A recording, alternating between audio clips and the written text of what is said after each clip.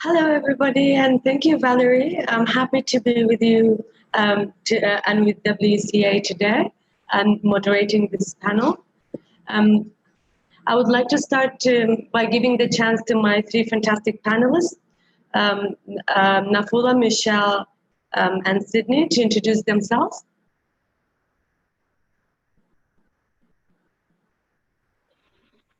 Hi, I'm assuming that because you started with the name Nafula that I should introduce myself first.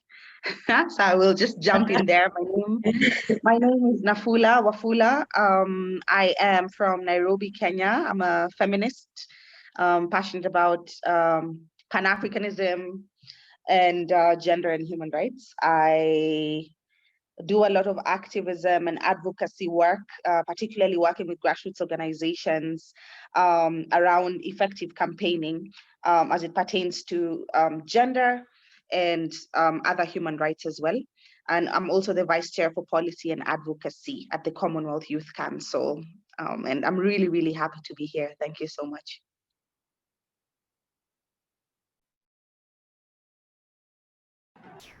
Okay, I'll go next since my name was second, I'm guessing. So yes, I studied medicine, and after that I have moved to working in the digital space, as particularly for women's health. Ever since I was young, I'm very keen to advocate for women's health, and I'm very lucky to be able to be in the running for working and building digital products for women, and particularly pertaining to women's health. Currently, I'm the Director of Women's Health at the largest online platform for women, that is Sheroes, here in India. And daily we are building new products, how to tackle basic necessities for women's health. Ever since, while these discussions are quite difficult to still have, to be on a panel to at least start the discussion. And what's more amazing is that I'm surrounded by great women doing great things within this. So honored to be on such a great panel. My name is Sydney Piggott. I use she, her pronouns, and I'm joining you from Toronto, Canada, which is the traditional territory of the Mississaugas, the Anishinaabe, the Chippewa, the Haudenosaunee, and the Wendat First Nations here in Canada. I'm the Director of Programs and Projects at YWCA Canada, and I've been here for almost 4 years. I lead a lot of our national initiatives that are aimed at seeing women and girls empowered in a safe and equitable society. A lot of the work that's been going on right now has obviously been around creating safer spaces online to be able to continue our essential programming. But I also do a lot of work with youth-based and community-based organizations across Canada and internationally, because I'm super passionate about the power of young people to create change. So I'm excited to be part of this conversation today. Thank you, panelists. And before we start, I would like to inform that all questions will be addressed at the end of the panel. So let's start. Shall we start? I will start with my first question to Nafula. Nafula, can you tell me when was the moment that you first considered violence against women and girls to be a real issue in our society? Thanks for that question. I think I have always considered, I've always had an awareness of women and girls being subjected or being viewed as being some sort of like lesser beings in the society, or at least being the recipients of one form of discrimination or the other. So I grew up, growing up, my mom was running a rescue center for children, for abused children. And she still does that. And I remember from the age of around 10, seeing that we had a disproportionately a larger number of girls than we did boys. And that a lot of the girls were there because of sexual and gender-based violence related issues. And for me, having that level of awareness at the age of 10, between 8 and 10 was my introduction to sort of understanding, there's some things that these girls go through just because they are girls, you know. And then as I grew up, as I became a teenager, as I went into university, then there's these small things that I'd see, for example, sexual harassment, or, you know, being called out in the streets, or being randomly touched inappropriately by a guy. And those were experiences that I would face, that I found myself having to think that were normal experiences throughout my entire, you know, life growing up. But then it went beyond experiences that I had as a woman, as an individual, to a level of awareness in terms of like what other women and girls were going through. And for me, that sort of really opened my eyes as I looked around me and just saw so much violence, brutality. I became more aware about stories such as these on the news. I realized I have friends who've gone through sexual and gender-based violence. And as I got more and more entrenched in working in this space, the more the awareness grew and the more I wanted to work in this space. And even currently, for example, with the COVID crisis, the stories that have jumped up to me the most are those that I see as it pertains to women and girls, because they're the ones that I relate to the most because of my own personal experiences and the experiences I've been able to see that have shaped the experiences of women and girls around me.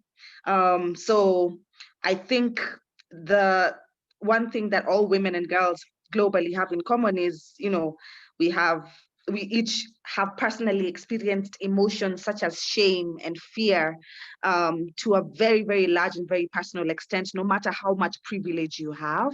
We've just experienced it in different levels.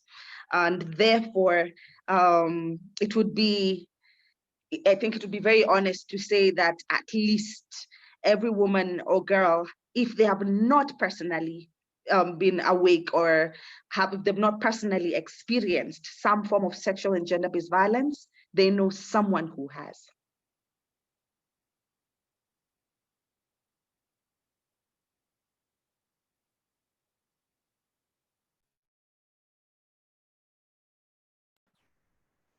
Yes, Nafua, as you said,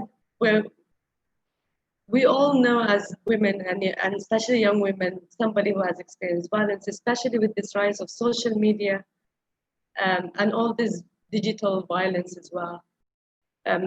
You have to either experience it yourself or somebody in immediate circles.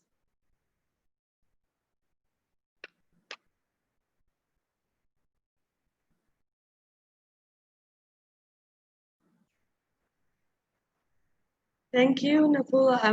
My next question is for Michelle, Dr. Michelle. In your work, how have you been able to hold space for young women and girls, safe space, and especially during this time of COVID? Great, thanks for the question. I like some of the sentiments that Nafula put forward. And being in India, I think a lot of us are quite common as to what she has said. And one thing that this pandemic has proven is that even though we didn't have any space before to have the discussions, the pandemic has shown how limited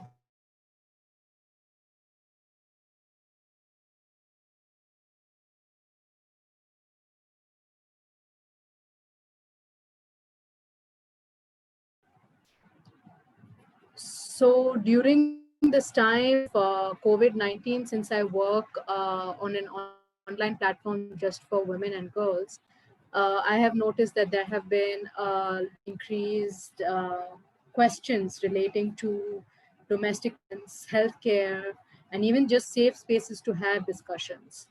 Some of the key concerns women have actually had is their healthcare, like abortions, do I get basic menstrual products, contraception, etc.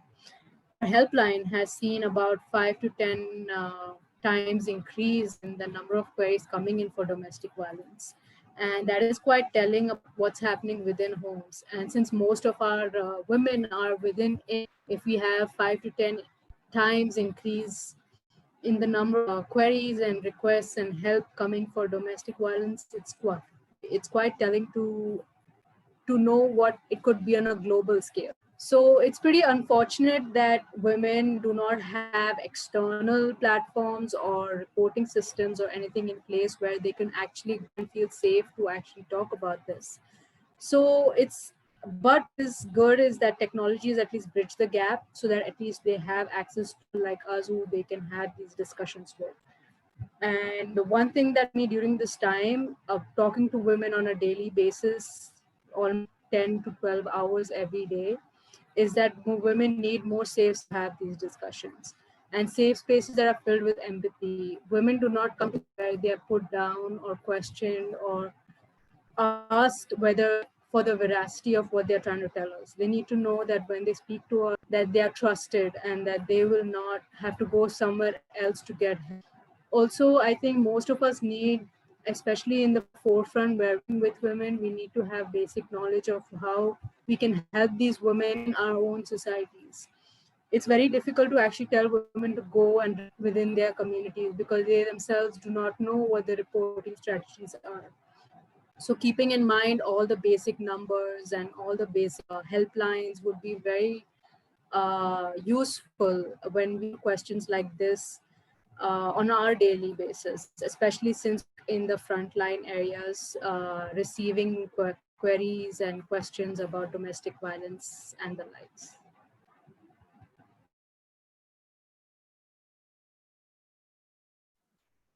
Thank you, Dr. Michelle, and thank you for sharing the rich experience of your work. We will go to Sydney. So Sydney, how has your advocacy strategy changed since the start of this pandemic? Yeah, thanks for the question. I think that there's been a lot of changes in the way that YWCA Canada has handled advocacy in the pandemic, but also for me personally as a young woman kind of working with other youth, there have been a lot of changes. I think for YWCA Canada, we've definitely taken both an internal and external kind of approach to doing this work because since the pandemic started, I think we realized like, we're one of the largest organizations that's serving women in this country, and we need to be supportive of our movement as well as being a strong advocate kind of nationally. So my colleagues who've been working closely with our members across the country, we have 32 here in Canada, they've been providing supportive, safer spaces, kind of similar to what Worldwide WCA has been doing as well. They've also been working on capacity building for our movement, which is really great, kind of looking at the ways that we can build as a movement to become strong and serve women, two-spirit, and non-binary people in the best way possible. And one of the examples of that is that we have a Violence Against Women network, a VAW network that one of my colleagues is leading. And we've kind of been providing these spaces for people to learn more about issues that are most important to them, which is really awesome. One of the events that we have coming up is around the Me Too movement and the significance of Black women in Canada creating that movement and championing that movement here in Canada, which is a story that's not often told. So I think it's really cool the way that we've been doing that for our movement. As well, kind of my colleagues working more at the national advocacy level, we've really been speaking on the importance of a feminist recovery. And even though that recovery has largely been around the economic recovery here in Canada, it definitely does relate as well to the increase in gender-based violence, because in some areas, there's been a 22% increase in domestic violence incidents. So clearly this is a huge emergency. But I think another side of that is that this emergency didn't just crop up now. It's not a result only of the pandemic. This is kind of an ongoing issue for women and non-binary people across the world. And so I think a big thing that we're pushing for as a national movement here is a national action plan on gender-based violence from our government. This is actually something that's 15 years old that we've been asking for such a long time, but kind of hoping that maybe with the renewed interest or the renewed energy towards gender-based violence because of how integral it's been to this pandemic, we're hoping to kind of think of this as always an emergency and always something that we need to be tackling for the long term. So that's kind of how organizationally we've been working on that. One of the new areas that we've been addressing, you actually mentioned it, Wafa, is around violence online. We're moving to digital spaces so much more, and people are kind of forced to engage with digital spaces that are, you know, exact replications of kind of the violence that we experience in the physical world. So my team actually is just starting some work around online hate speech and other forms of violence online, particularly looking at youth and their experiences in Canada. So we're kind of looking at the spectrum of gender-based violence in a lot of different forms. And it's an interesting time to be doing that work for sure, but also we can't stop because of a pandemic. If anything, this is kind of reinforced that we need to do it even more. Yes, as you said, I think the pandemic has actually reinforced that we need to do more in compacting GPV and how much of a real issue. I would like to ask Dr. Michelle. So for so many women, it's leaving an abusive husband is not a choice because of the financial barriers and the lack of financial capability to take care of themselves and the children. What innovative strategies should be adopted to make sure that women are financially secure?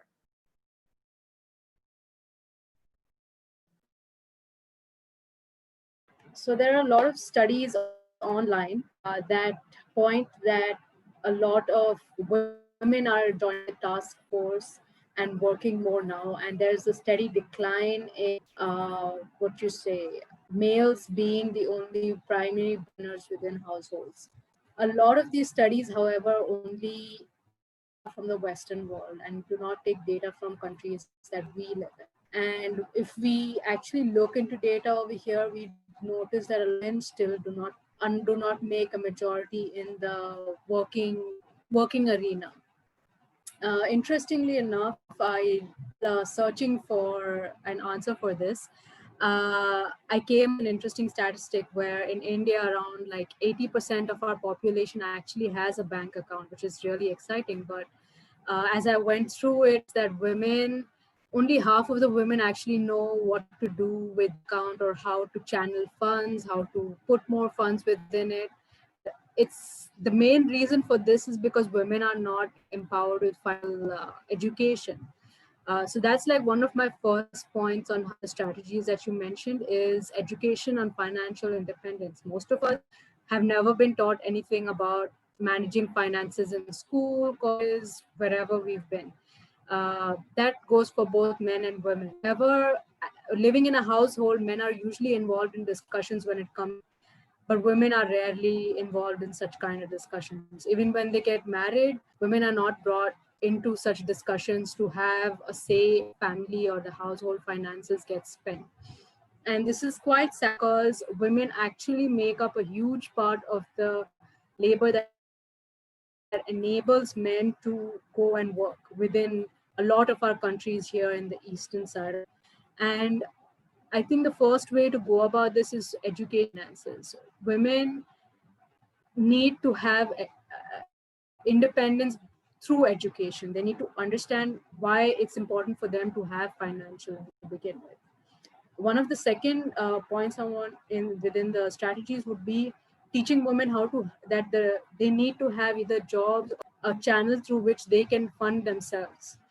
While when you do get married, you obviously think that, okay, my husband will support me, etc. As you mentioned in the question that women often stay within domestic households because it is the men who are providing for them and their children financially.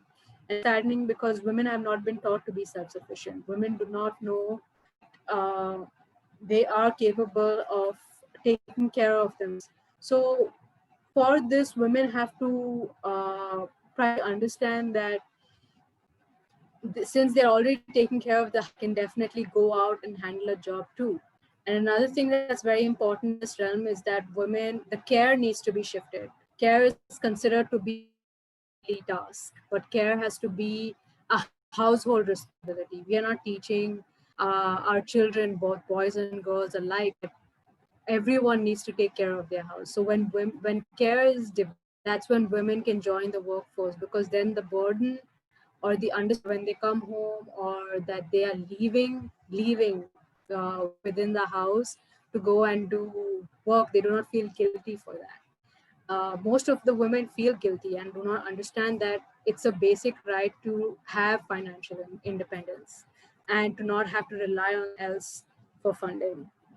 Another thing we need to take into care is like the changes in the gender wage gap. While it is on the decline, it is not on the decline again everywhere. There are women and men who are within similar positions, but with similar pay, but we do not still have many women within managerial positions. We do not have many women policy making positions, which are so important to more women within the task force. The next one is gender and social norms. Many of us come from societies, no matter where in the world, where it's looked at taking care of a household, taking care of the children as a natural task for a woman. And COVID-19 has opened this wide to show that with all the women, even in those who are in the workforce and the house, are expected to take care of the house. They're expected to take care of all the dishes, the children having online classes, the women are automatically the ones sitting with them and monitoring their classes. So why have we not brought up more discussion on how everybody's task? Yes, we are talking about it more, but a lot of change is coming. Like all of these problems are coming to light now because everyone's at home. Most of the people do not have help within their households. So we are understanding this is a problem right now when it has always been a problem. So one good thing from this pandemic is at least we know the issue women are struggling. And financial independence is one of the biggest issues because women do not understand that it is a right for them how to manage their own finances, so that when they are within such a situation that they do not have to think twice for even a crime. Like they should not have to think that, oh my God, I have to stay at home because who will take care of the children? Even the children at the end of the day in domestic violence gets affected. Even the family, other members who are living in the house get affected. So the woman continuing to stay in such an environment, it indirectly impacts the whole family as a unit and not just the woman. So it's very important to analyze what the nitty-gritties are of domestic violence. And one of the key ones is financial independence. And finally, I want to say we need to make family units realize women need to be included in all financial discussions within households, to be included in wills, trusts, estates, lands. And they need to know that I am also I am worth, like women think that they are not worth anything because they know something, and that's just amusing to me. Like just because you do not know, worth is diminished. So I think education is one of the foremost, and according to that, social and cultural norms also need to take a turn to be more beneficial for women over time.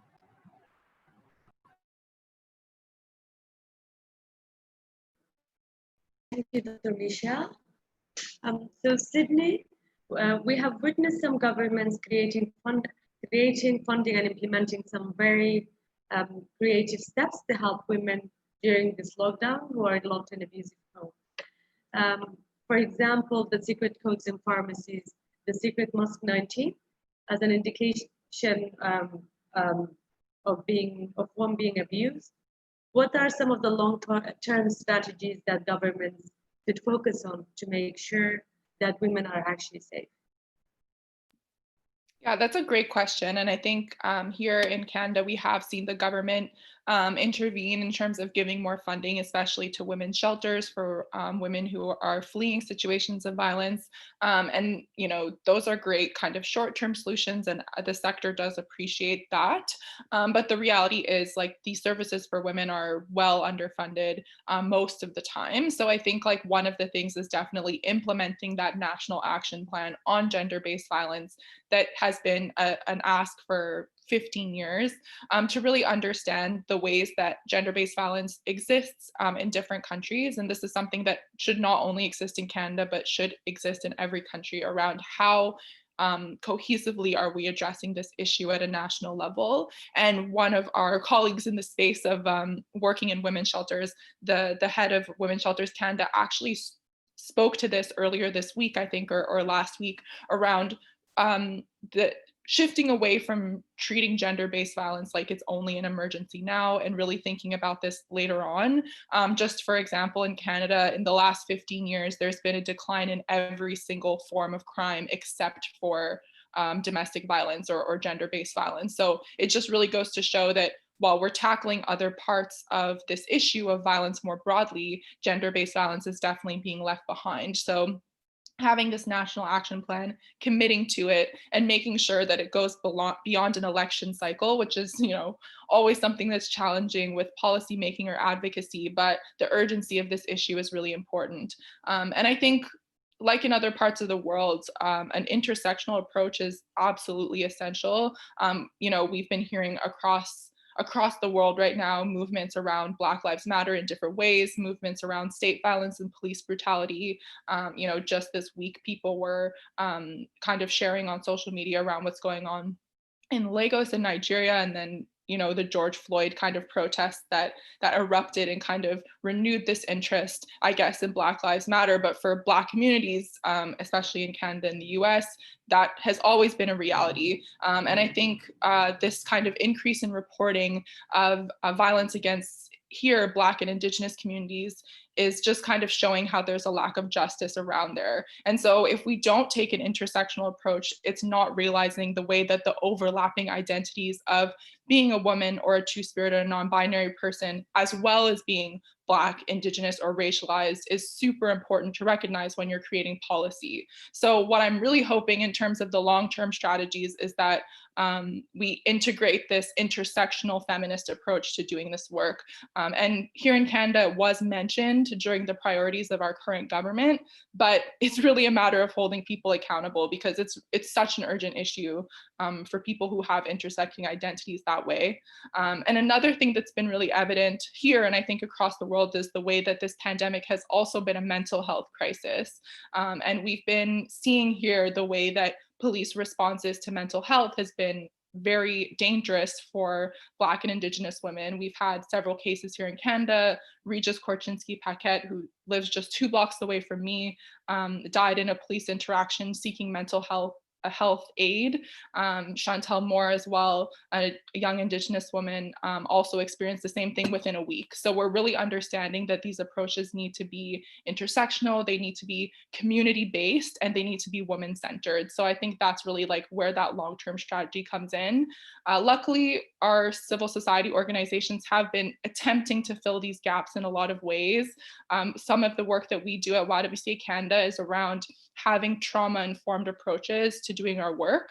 So we have a curriculum called Open Doors that really focuses on providing trauma-informed care for women, non-binary people in the meantime. But definitely the long-term strategies need to look at this in terms of a national coordinated strategy that's feminist and intersectional.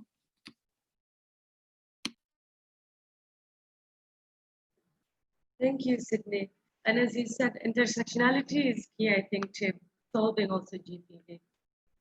So Nafula, with this COVID-19 hitting the global corners of the world, statistics have shown that there is an increase of violence, especially intimate partner violence, where the victims are being held hostages by their abusers in the name of the quarantine and the lockdown. In your own experience and expertise, what would you think the way forward would be in putting in mind that some of the victims have known where to go, so they have to be stuck with their abusers? I think that is one of the most I think that's one of the most unfortunate things that we have seen, is a person's home is meant to be the safest place for them. And what's happened with COVID-19 is that we've seen such an increase in cases of sexual and gender-based violence, particularly domestic violence. And that's just because there's so much pressure coming in. There's the economic pressure that's coming in. People have lost their jobs. And then at the same time, people are stuck in their homes with their perpetrators. And so essentially it's like a little prison, which is also like a pressure, it's like a pressure cooker, and it's just explosive. And so it's really, really sad. And I think, to be honest, the statistics we're seeing are only a tip of the iceberg when it comes to the cases of domestic violence that are currently happening, because many of them are not reporting. But I think one of the most important things is there needs to be an investment in strengthening the gender-based violence service provision space.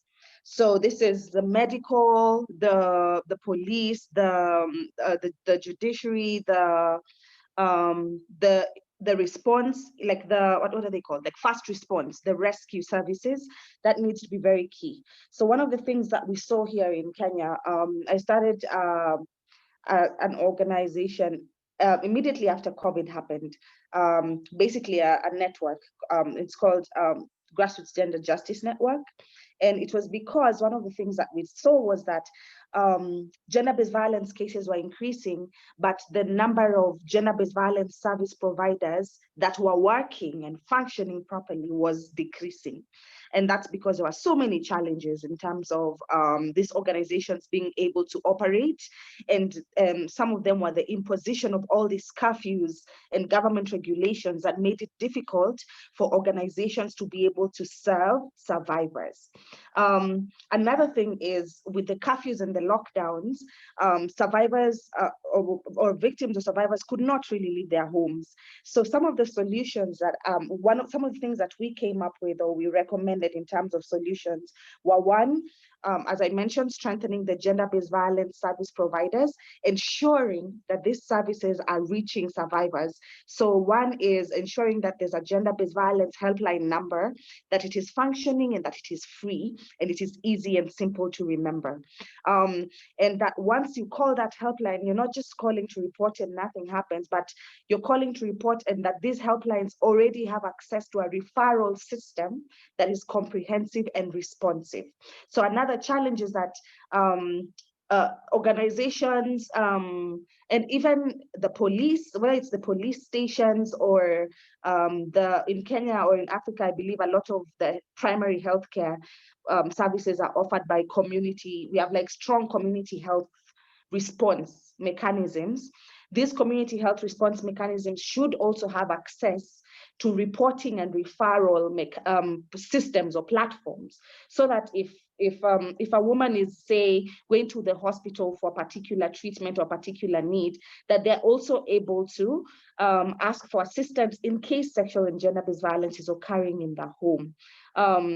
Another thing would be, apart from just ensuring that gender-based violence service provision is accessible to survivors, is ensuring that the police, particularly those ones that do emergency response, that the police are responsive, and that even in cases where there's lockdowns, that you can go and get a permit that allows you to travel or to leave the space where the abuse is happening, especially if there's a place you can go.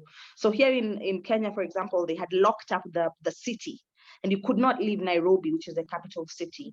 But what we were suggesting is that survivors could go perhaps with that and request for a letter that would allow them to travel back to, let's say, upcountry, if they have a home in the rural area, that would allow them to be able to also to get away from the situation, and that they would also be able to get similar assistance if the domestic violence is happening at night.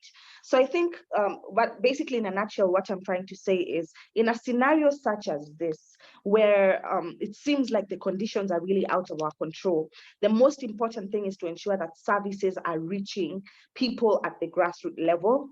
Another important thing is ensuring that each country has strong mechanisms for response, and has a network of shelters, gender-based violence shelters, rescue centers that women and girls and survivors can run to in situations where their homes are not safe to be at. Yeah.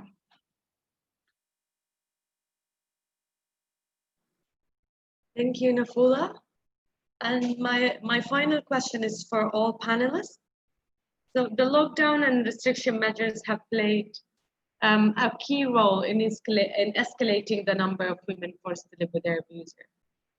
This is a clear indication that some COVID-19 design responses do not meet the needs of women and girls. How best can women be incorporated in the decision-making process?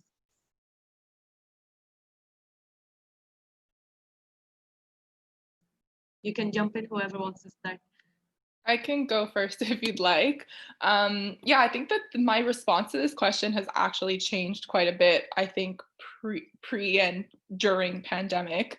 I think like women need to really be included by design in these systems, especially young women. I think one of like the biggest flaws in our systems is that they were actually explicitly designed to exclude women and young people and racialized and queer people in the context of Canada and many places in the world.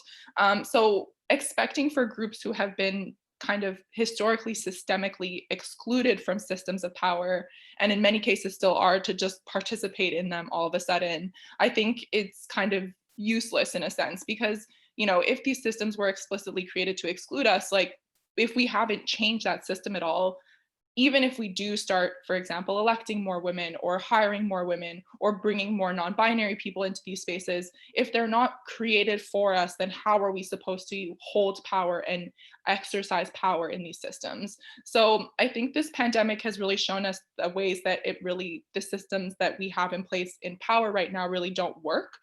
So especially for people who are made vulnerable, you know, here in Canada, but globally. And I think in the past, you know, I would have said, let's elect more women into decision-making roles, like let's hire more people into leadership positions, let's put people at the forefront of this movement. And I still think that that's important. I definitely think in the meantime, we need more representation, and representation is important. But I think our longer term goal really needs to be transformative. You know, we need to transform power structures in a way that's really feminist and intersectional. And I think what gives me hope is that there's so many young people who are already kind of doing that work. And I'm a young person myself, but I really mean even younger than me, like younger women and non-binary two-spirit people who are like 12 years old, 13 years old, when I was more concerned about, you know, watching Hannah Montana, like they're really changing the world in so many ways.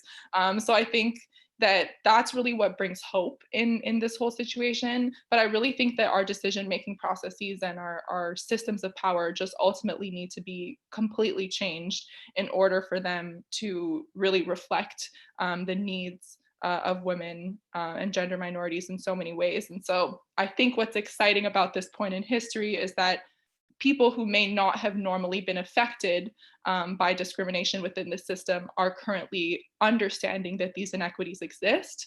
So we're getting a lot more people on our side in terms of this transformative justice that we're looking for. So it gives me hope despite a lot of the challenges that we're going through, but I definitely think that that's kind of our way forward.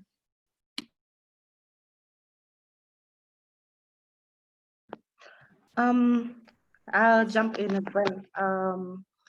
I think I agree with everything Sydney has said. And I think another important thing that we need to recognize is the policies being made in most countries during this COVID-19 period. A lot of them have come in the form of presidential directives. And I feel like the challenge with presidential directives is that there's no room for democracy, you know.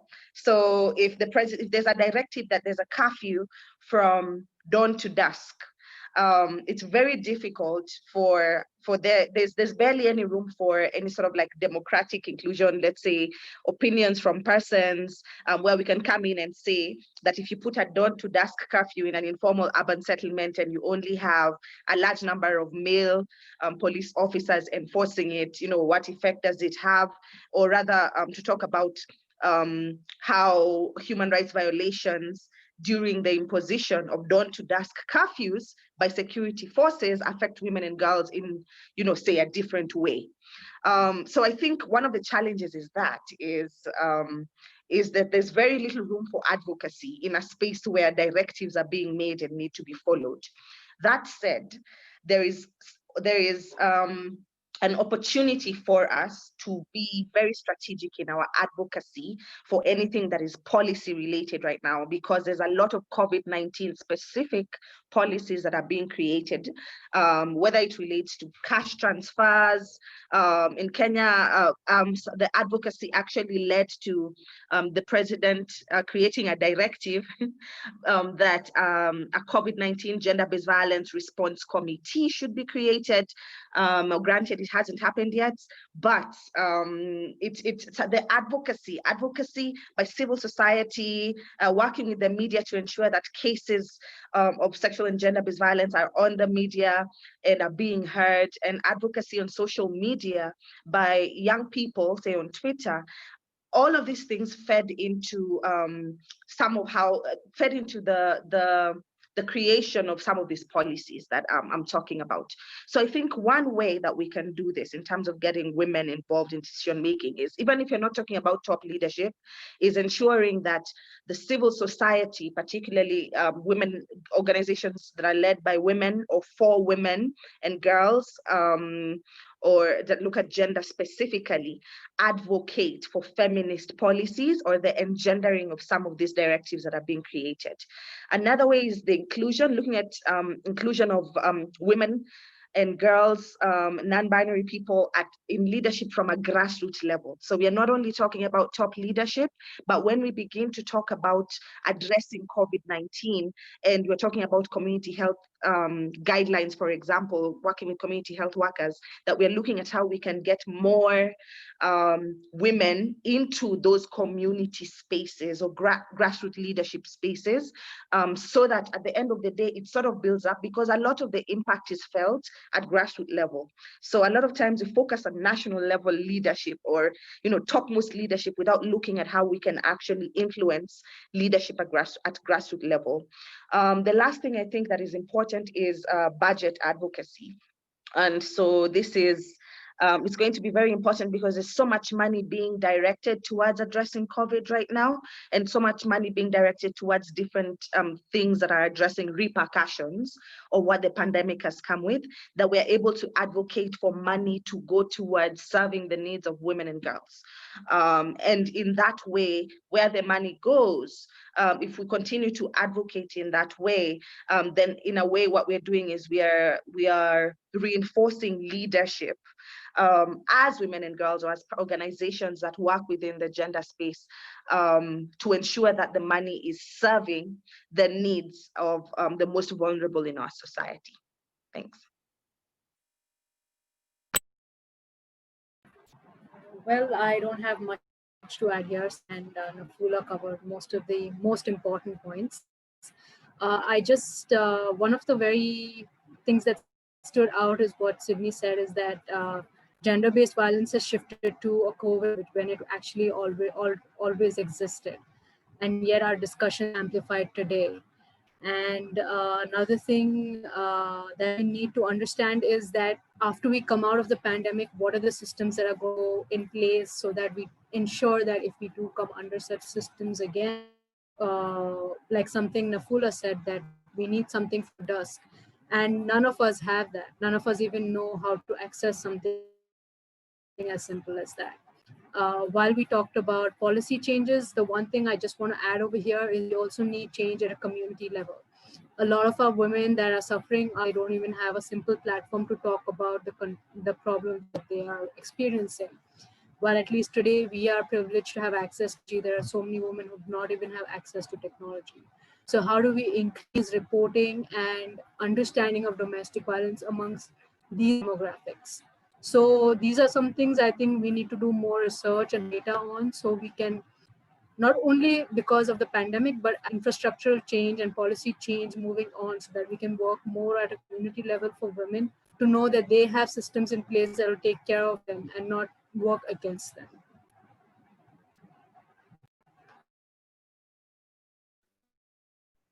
Thank you, Dr. Michelle.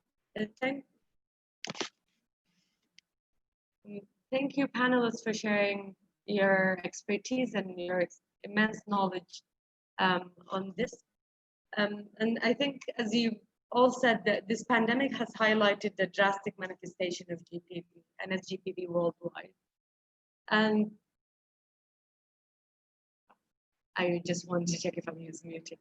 And I think also the urgent need for global action and national action to combat SGPV and GPV. And this has to apply an intersectional approach, as Sydney has rightly said. And we also need innovative strategies to ensure that women and girls and non-binary people are actually safe. We need policies, we need laws, we need to prioritize GPV. And we also need an accountability framework to help us transform the power structures, and also to help us hold accountable governments at national level and also globally on their actions to GPV. I would like to perhaps maybe invite the audience to ask questions for the panels.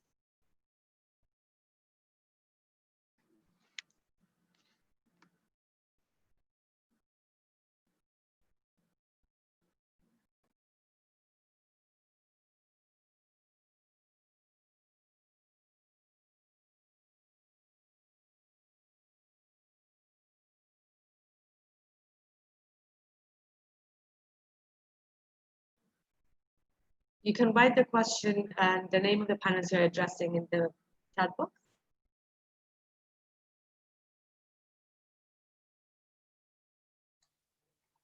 Hi, Wafa. We have a question that we received on our inbox from someone, and I thought we can share the question here, and maybe anybody from the panel who wants to respond can respond.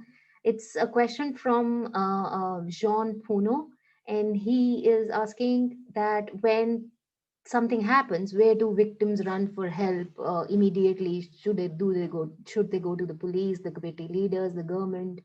Like, where do the victims go for help? Should the victims go for help? And there's another question by him, but I think let's start with this one.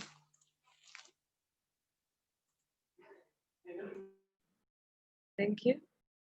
The question to our panel.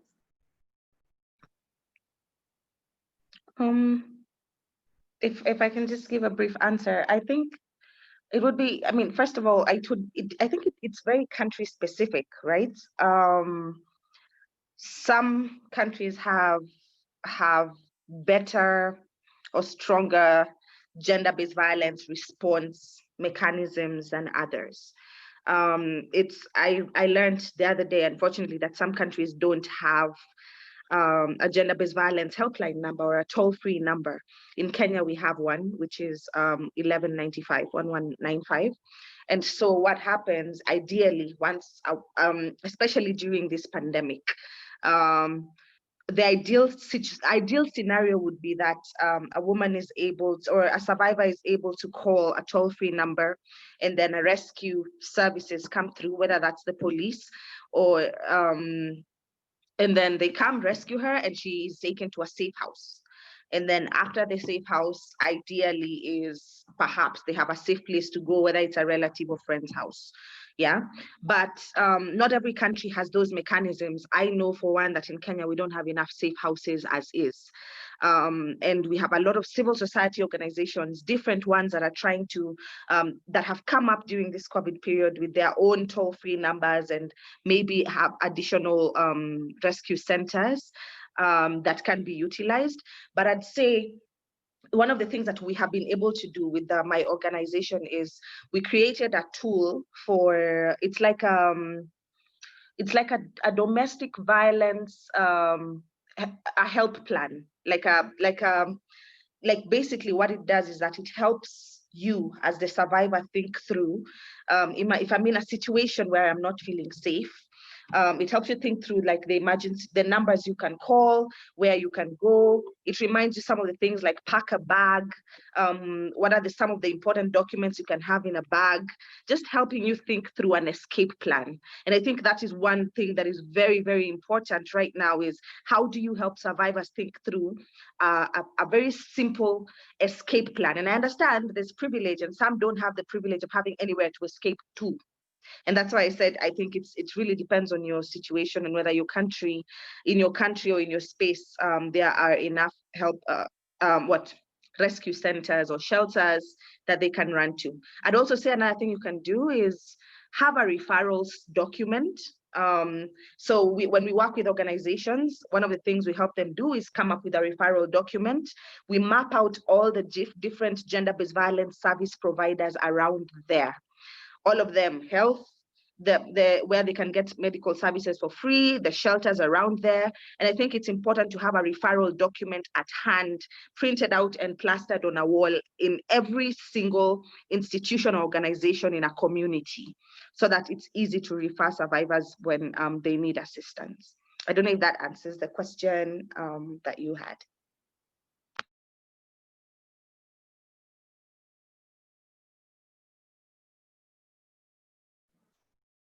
Thank you. Dr. Michelle and Sydney, do you want to add? Yeah, so as Nafula pointed out, it's different in different countries. For her and me, it's pretty much quite similar, because in India also, the thing is, in most of our countries, even though we may have a helpline or a number which we can call, these systems are very overwhelmed by the number of calls that they get in, and they often do not even consider whether the stories are true or false. So as something I just mentioned a while ago, we need something more on a community level, where women actually have probably another woman they can talk to within their society, or where they can actually report this and have someone go and actually get this done. Because limited of this within our own societies, with all of us being locked in, we do not even know what our neighbors are going through. So it is something that's very is to understand that this needs to be worked at a community level more than government or a policy. Like, women cannot go to the police. There are so many women who do think not even just one or two times, like 10, 15 times, oh, should I go to the police? Should I report this? What's going to happen to me? What's going to happen to my family? So being able to take away all these threats and to know that she can do this and this place is going to take care of her, it's more important. So I think what only needs to be reworked a little bit is how the first, like how we have first responders in healthcare situations. We need something similar when it comes to this thing of domestic violence, because women need someone who can actually they trust, who can ensure that they are going to get action received. And another point that Nafula pointed out that's so important is for us and organizations to actually have all these and helplines that actually help women to be posted in like societies and most communities, because it's so important for women to understand that these systems are available to take care of them and not to them.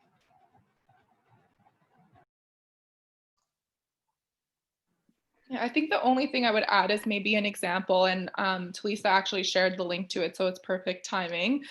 So here, you mentioned, Michelle, exactly kind of something I was thinking of, that going to police is not always an option, or it's not always a safe option for lots of people who are experiencing gender-based violence. So having that, like Nafula said, that strong civil society response or referral process is really important. And something that our advocacy team here at YWCA Canada worked hard on is a partnership with Uber.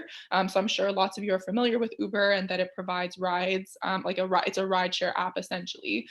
So Uber actually provided YWCA Canada, along with 2 other organizations, basically a bunch of credits for Uber to allow women and children and other people experiencing gender-based violence ride essentially to safety, or even to job interviews, like we were talking about, financial freedoms and other things that they might need, or providing food through Uber Eats and other things like that. So it's a really interesting way at how like a civil society and private sector partnership has kind of filled in a gap where other services might not be as readily available. And I think that this is an interesting way of maybe trying to tackle some of these issues in a cross-sectoral way, for addressing gender-based violence or providing solutions for people leaving situations of abuse.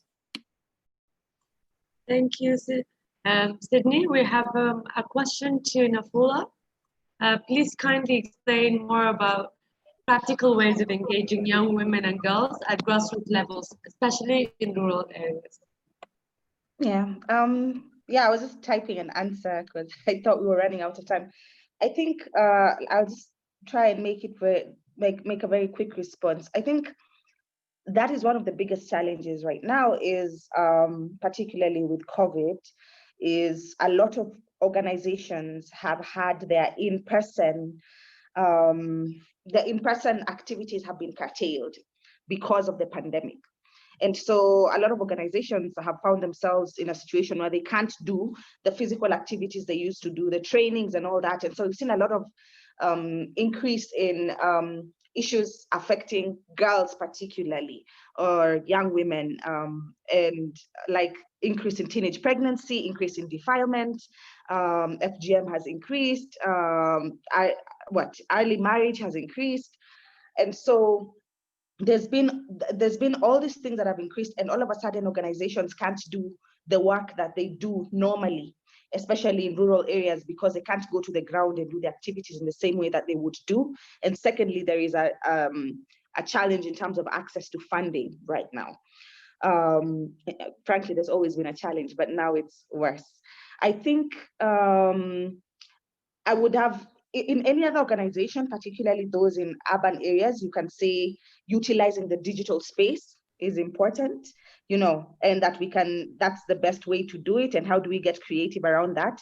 But when you're talking about rural areas, we also have to recognize the digital inequality that exists. You can't talk to them in a Facebook room, on a Zoom platform. So that's a massive challenge. And I think that is the challenge that we all have right now. And I think what I would advise is perhaps think around ways that you can do activities with smaller numbers of participants or girls, the persons that you work with. So I've seen, for example, a friend of mine runs an organization where they used to work with girls, and COVID came in, and now what they do is they still do tutoring. They've started doing tutoring for girls to keep them busy and like co-curricular activities, but then they're doing them in smaller groups of, let's say, smaller groups of 5, and working with more volunteers. So that could be a thing. Leverage on volunteers as much as you can, and so that you can reduce the number of persons that you're engaging in singular activities, and work with larger groups of people. And I'd love to maybe share tools on how you can motivate and work with volunteers in a better way, because that is what we have found has helped in terms of leveraging on volunteers. But other than that, I think it's honestly going to be really difficult right now because of the situation as is with the pandemic. Thank you, Nafula. Unfortunately, we've run out of time. And I see there's another question in the chat box, but perhaps our panelists can answer in writing. I would like to thank the panelists for their presentation, and also I would like to thank everybody for participating. And I would like to invite you all to read the toolkit of World YWCA on the Week Without Violence. Thank you. Bye.